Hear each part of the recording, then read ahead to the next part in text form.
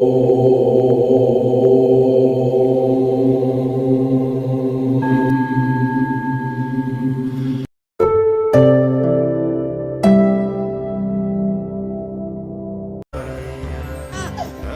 Krishna. Welcome to our channel Sanskar Ek पहल। संस्कार एक पहल में आपका हार्दिक स्वागत है।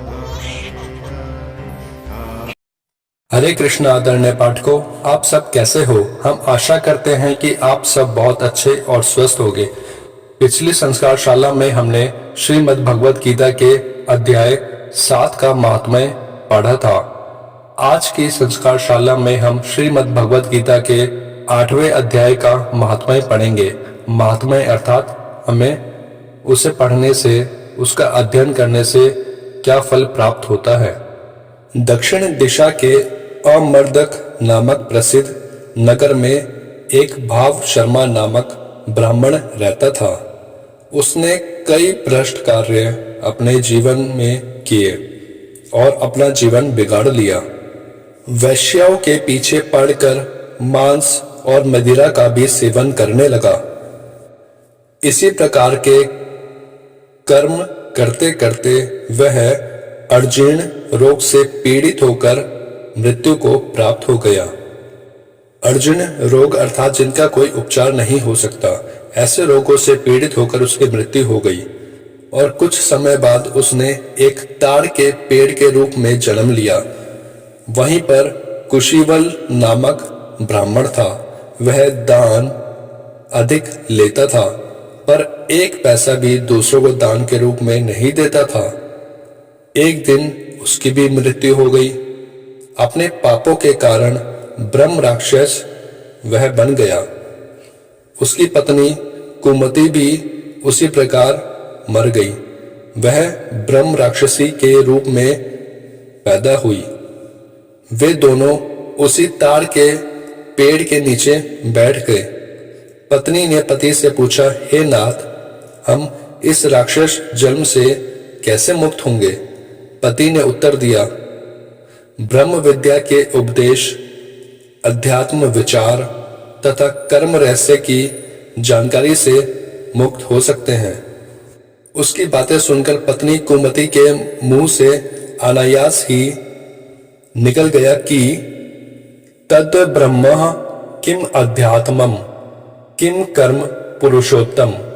ब्रह्म क्या है, अध्यात्म क्या है, कर्म क्या है? इस प्रकार उसके मुंह से जब गीता के 8वें अध्याय के प्रथम श्लोक का प्रथम वाक्य उच्चारित हुआ, तब उस गीता वाक्य के स्मरण मात्र से ताड़ के पेड़ के रूप में स्थित भाव शर्मा, ब्रह्म राक्षस के रूप में स्थित कुशीवल एवं कुशीवल की पत्नी कुमति तीनों मुक्त हो गए। पति पत्नी दोनों वहां पर आए और विमान पर चढ़कर दिव्य लोक चले गए। भाव शर्मा ने गीता के 8वें अध्याय के प्रथम श्लोक के प्रथम वाक्य को लिख लिया और काशी चला गया। वहां रहकर उस श्लोक के वाक्य का मनन एवं चिंतन करने लगा। धीरे धीरे वह भी गीता श्लोक के जप के द्वारा श्री हरि के ध्यान में लीन हो गया। भगवान विष्णु ने उसके जप तप से बहुत प्रसन्न होकर उसे मोक्ष प्रदान किया। उसकी तपस्या नरकवासी उसके पूर्वज भी तर गए। तर गए का अर्थ है कि उनके पूर्वजों का भी कल्याण हो गया, उन्हें भी मोक्ष की प्राप्ति हुई। जपन गीता 8म् अध्यायम श्लोक अर्थम नितेन्द्रिय संतुष्टवा नहम देवी तदीयः तपसा वृषम। इस तरह गीता के 8वें अध्याय अर्थात 8वें अध्याय के पारायण करने से, पारायण अर्थात अध्ययन पढ़ने से ब्रह्म राक्षस तत्व एवं वृक्ष तत्व आदि समस्त दोष दूर हो जाते हैं और जीव को मुक्ति मिल जाती है। भगवत गीता के 8वें अध्याय के पारायण का फल, दुर्गति का निवारण और मोक्ष की प्राप्ति। अर्थात आप किसी भी दुर्गति में हो, किसी भी जन्म में हो, तो आपका कल्याण आवश्यक है, आपका कल्याण होना आवश्यक है और उसके पश्चात आपको मोक्ष की प्राप्ति भी होती है।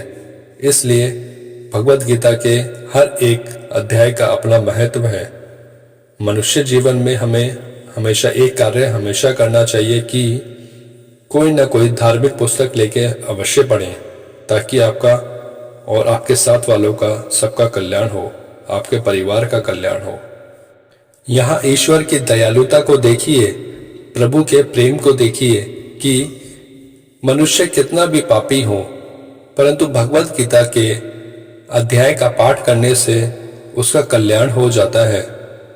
ऐसे दयालु ईश्वर के चरणों में कोटि कोटि प्रणाम। हरे कृष्णा, हरि बोल।